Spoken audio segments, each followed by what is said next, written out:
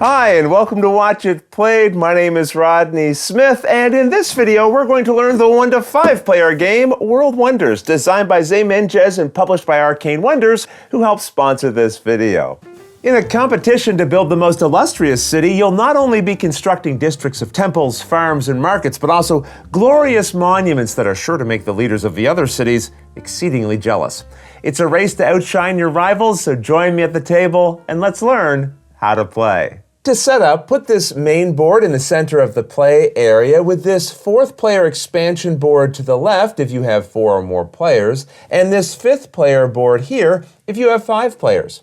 We'll assume we have 3 players in this video. Next, find and place these 1st and 2nd player turn order pedestals onto the spaces for them here on the main board. Then find the building tiles, which come in a variety of shapes and colors, and flip them all face down, organizing them into matching shaped piles, which you'll shuffle separately.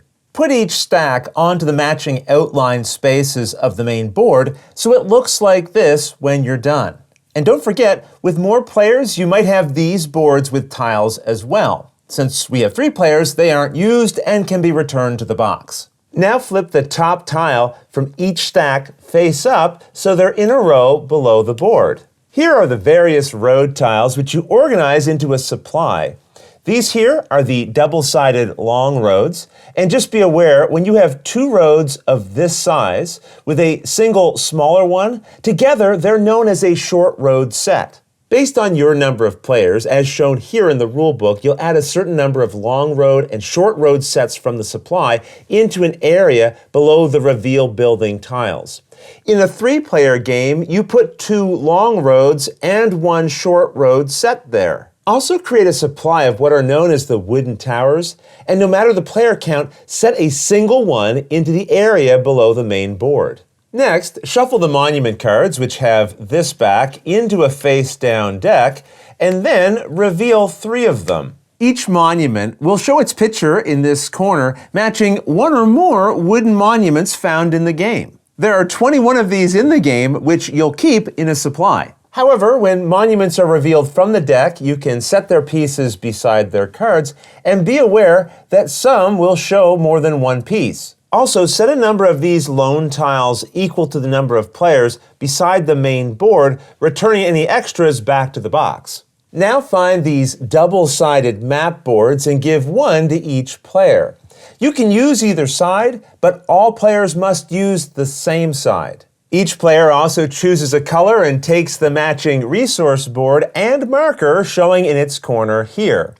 These have an A and a B side, and this will adjust where certain symbols on these tracks are located. Again, you can use either side for your game, but just make sure everyone is on the same side. All players now gain a gold, population, food, ceramics, and a gear token, placing each on the matching spaces for them on their board here. Then collect everyone's player marker and set them randomly on this turn order track, filling in the leftmost spaces. Finally, give each player 1 of these long road pieces from the main supply to set beside their boards, and distribute the double-sided player aids around the table for easy reference. These 2 decks you won't need for your first game, so you can return them to the box. And that's the setup.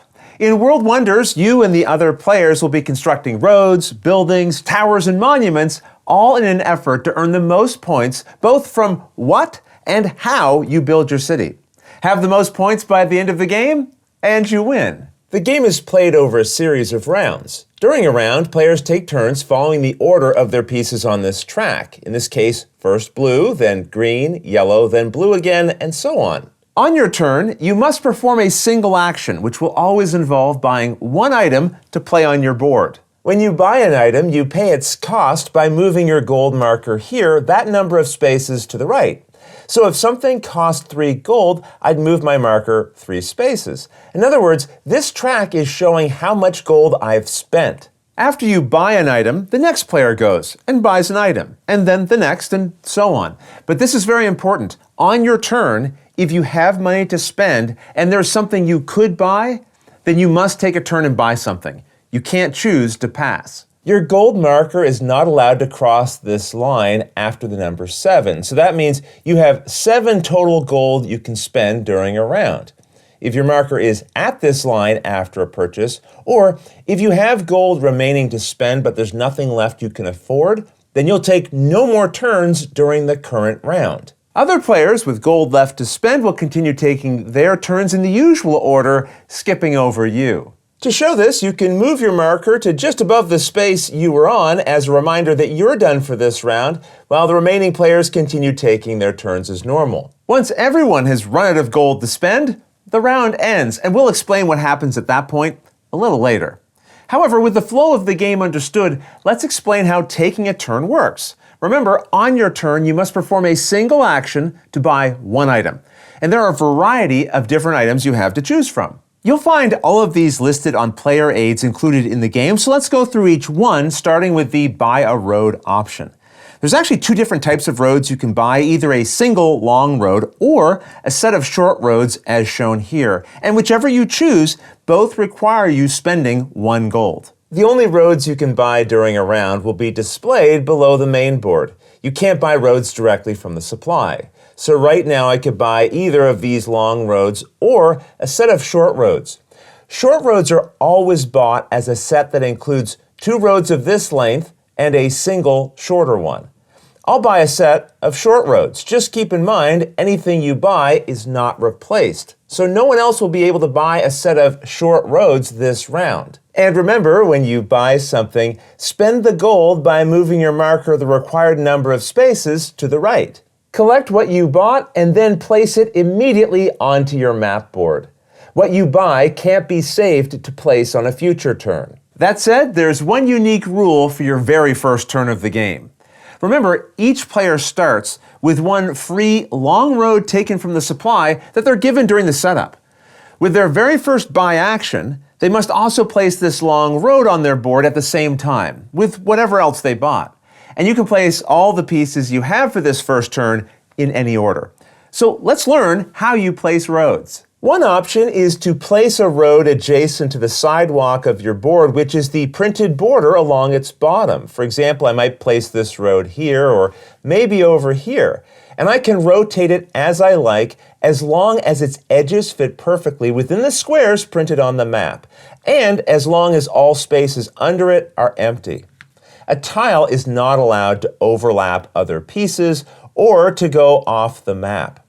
The map itself is divided into several squares, and most are green, representing land spaces. Blue spaces are water, and these spaces are known as natural resources, which are a special kind of land space we'll learn more about in a moment. These edges around the rest of your map aren't sidewalks, so you can't just place a new road along one of their edges or out here in the middle of the map. Remember, your road spaces must go adjacent to a sidewalk. Or instead, they can also be placed adjacent to any other road you already have on your board. And just to be clear, to be adjacent, some part of a tile's side must touch some part of another tile's side. Tiles that only touch on the corners are not considered adjacent. Also, roads are not allowed to be placed over spaces with water, with one exception. A long road can cross over water, as long as its furthest ends are both on land spaces. In that case, flip it over to its bridge side, but it's otherwise still treated as a road. Also note, any piece can cover one of these natural resource spaces, but we'll see later why you may not want to. So, roads can always be placed adjacent to your sidewalk or other roads you already have in play. And there is one other way roads can be placed, but I first want to explain another item you can instead buy on your turn, a building. The only buildings you can buy are the ones displayed in a row below the main board. You can't buy buildings directly from the stacks. Instead, the cost for a building is shown on the back of the matching tiles found above it. For example, this piece costs 4 gold. Again, to pay a cost, move your gold marker that number of spaces to the right. And remember, if you don't have enough gold, you can't buy the piece. Just like anything else you buy, after you pay the cost, collect the item and place it on your map. But don't forget, items purchased during the round are not replaced, so no one else can buy a building with this shape for the rest of the round. I should point out, after you have some experience with the game, it's okay if the next player starts their turn while the previous player is deciding how they want to add the piece they just purchased to their board. When adding a building, you have two options. You can either place it adjacent to any of your roads or adjacent to any building you already have on the board that shares the same type. A building's type is based on its color, and there are 5 different types: libraries, farms, habitations, markets, and temples. And within each stack of building shapes, you'll find 2 of each building type. So again, when you buy a building, it goes adjacent to one of your road pieces or another building of the same type. So if we'd had this temple here from a previous action, we might choose to place this new temple building here. And don't forget, you can also rotate pieces as you like.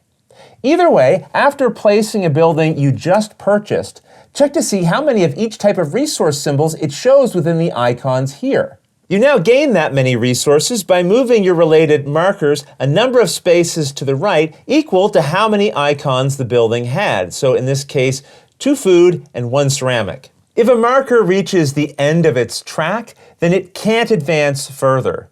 Also, anytime one of your resource markers lands on a space showing this population symbol, you also advance your population marker here 1 space to the right. Advancing your population marker is one of the ways you'll be able to earn points, as we'll see. Let me show you one more example, but be aware, from now on in this video, I'll be creating several custom layouts that you might see later on in a game just to help explain different situations. Let's say I had just bought this building. It can go adjacent to any of my roads or adjacent to this building since they share the same color. However, if I had bought this building instead, it has to go adjacent to a road since there are no buildings already in its color on my map. And that's how you buy and place buildings. Next, let me show you how you instead buy a tower on your turn. This is a tower. Each round begins with exactly 1 available for purchase, and these always cost 2 gold. After paying the cost, collect the tower and place it on your map. It must go on a land space adjacent to at least 1 other item of any type you already have on your map. So I might put it, for example, here. And that's how towers are placed. With the tower understood, I now want to go back to the rules for placing roads. Remember, when you add a road, it must go adjacent to your sidewalk or another of your roads. But it can also be placed adjacent to towers. Let's say I wanted to add a temple up in this area. A building has to be set adjacent to a road or a building of its color, and there aren't any up here. We can't just add a road up in this area on its own because, again, roads can only go adjacent to the sidewalk, a road, or a tower. Since a tower can be built beside any piece you've already placed, we might first add a tower here, then a road could be built adjacent to it later, and then we could add the temple up here on a future action. This makes towers valuable as they can quickly open up brand new options for roads elsewhere on your map. And note the player aid has item costs on one side and the rules for where items can be placed on the other. For example, here it shows roads can go adjacent to roads, the sidewalk, or towers. With that understood, I'll just mention again, to take an item, you have to be able to pay its gold cost and be able to place it on your turn. All right. Next, let's learn how to buy and place monuments. There will always be 3 monuments in the display, but these don't have a printed cost. That's because the cost of a monument is all of the gold you currently have left to spend. So buying a monument at this point would cost me 3 gold. If my marker had been here, it would only cost me 1 gold. You can't buy a monument if your marker is already in this position because remember, once your marker is at this yellow line, you can't take any more actions. Now I know some of you might be curious about these 2 spaces beyond the line, and don't worry, we'll discuss them soon. After spending all your remaining gold, pick any monument you can legally place and collect its card and related piece. Any placement requirements will be shown in this area. Then this section shows you the number and type of spaces the monument must cover on your map. Green squares represent land spaces. Below, you'll find icons, and when you see a dashed line beside one, that refers to adjacency. So this monument must be placed adjacent to at least one road and one temple building. For example, we couldn't place it here since it's only adjacent to a road, but not a temple as well. So maybe we'd put it here, where it's now adjacent to both a temple and a road as required. And it's okay if it's also adjacent to other items that aren't listed in its placement requirements. The placement symbols on this monument show this icon, which means it must be placed adjacent to a water space. So putting it right here would satisfy both of its requirements to be adjacent to water and a market building. Just be aware you only have to satisfy these requirements when the monument is built. If later this water space was covered by another piece like this, that's okay. It's also important to realize that once a space is covered, it no longer counts as that type of space. Let's say for a moment we hadn't built this monument yet, but we were about to. This monument needs to be placed adjacent to a water space, but the water underneath of this road or bridge wouldn't count because once a space is covered by another piece, its type is ignored. So this means we no longer meet these requirements and couldn't purchase this monument since we don't have a way of placing it on our map board. This monument has two pieces, and these icons mean each piece must be placed on a land space. The icon between them stands for any space, any piece. In other words, there has to be a single space between the two pieces, but it can be a space of any type, or there can even be an item in the space between those two pieces. Also notice the icons in this area. These let you know that you can place this horizontally, as we've done here, or vertically. And don't forget, you still have to satisfy these adjacency rules. When a monument has more than one piece, you still think of it as a single monument. So even if only one of its pieces touches the required elements, that satisfies the placement requirements for the entire monument. Be careful though, placing this monument like this isn't valid. Although there's technically one space between them, these have to be placed in a line as it shows. This monument is similar to the previous one, except it has three pieces, and you'll notice one adjustment to the options. Here it shows that you can place these in a row, or they can be placed at an angle. The angle can be in any orientation, but be careful. Although this arrangement here technically still has only one space between each piece, it doesn't conform to one of the shown options, so this wouldn't be allowed. Notice this monument has three pieces, but its arrangement icons shows angled adjacency symbols between them. When you see this, it just means the pieces can actually be placed in any way adjacent to each other, for example, in a T-shape like this. Or I might even mash them together like this.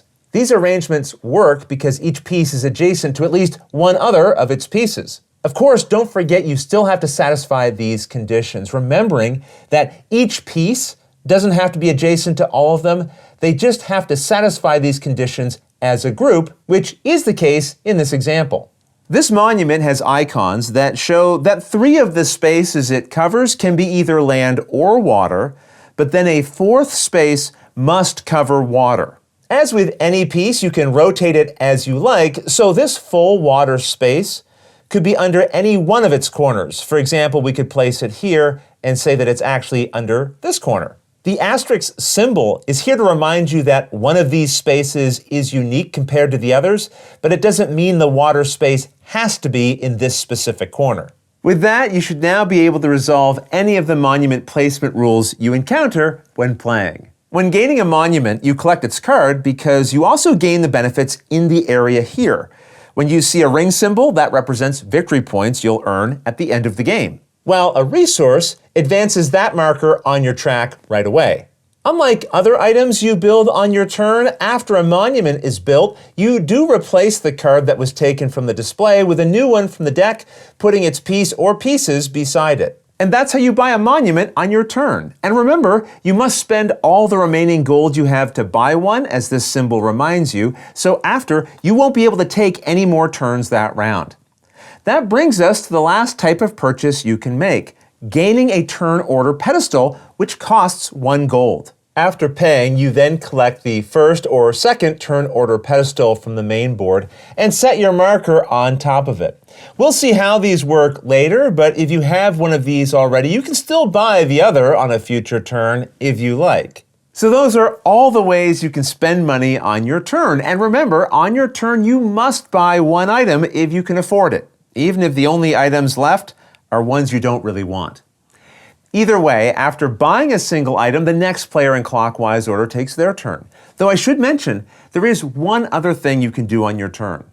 Along with making a single purchase, you can also take out a loan.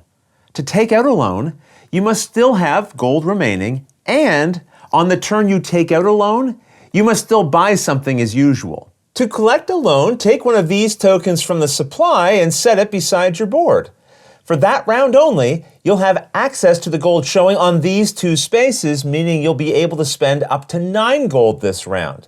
You then flip your loan token face down, and while it's in front of you, you can't take out another loan. However, during a future round when taking an action, you can also choose to pay off your loan. To do this, pay the 3 gold showing here, and then return this face up back to the supply. Once you no longer have a loan token in front of you, you can take a loan out again during a future action. And that's everything you can do on a turn. And turns will continue going around and around the table until every player has run out of gold to spend. You then set up a new round by discarding any remaining face-up building tiles that weren't purchased in the previous round. Next, reveal a single tile from each of the face-down building stacks, so it looks something like this when you're done. Also, replace any road tiles that were purchased until you have the required amount based on your number of players as shown in the rulebook, which we saw during setup. Be sure to also add a single new tower to this area if the previous one had been purchased. If it hadn't, just leave the one from the previous round here. Now set up the new turn order by first moving any player who took the first player pedestal to the first position of the turn order track. If a player had taken the second turn order pedestal, they'd move into the second position. You then return the pedestals to their spots over here. The remaining players are arranged by the population values from their personal boards, going from lowest to highest. Since this player has the lower population, they'd go earlier in the turn order than this player. Now, if there had been a tie for population, players are arranged by the one with the fewest monuments built up to the highest. If there's still a tie, they stay in the same relative order that they had been in the previous round. With the turn order set, players now each return their gold markers to the 0 position. And remember, any player who had taken out a loan only gains its benefits during the round it was claimed. As they go into the next round, they can only spend 7 gold as normal. Now the new round begins with players taking turns based on the new turn order. And rounds will continue like this until the game ends in one of 2 possible ways. If any player's population marker reaches the end of its track, then the game will be over at the end of the current round. Alternatively, the game also ends after the 10th round, which is the one where the final building tiles are revealed from the main board. Either way, once the game is over, flip the main board and then use each player's marker to help calculate their final scores on this track. First, each player earns a point for every ring icon they reached or passed on their population track, so 2 points in this case. As you gain points, move your marker on the scoring board. Next, earn points equal to whichever of the 3 resources you have the least of. I have a tie for least, so I can pick either of these and earn 9 points. Now earn a point for every ring showing on the monument cards you collected when you built them.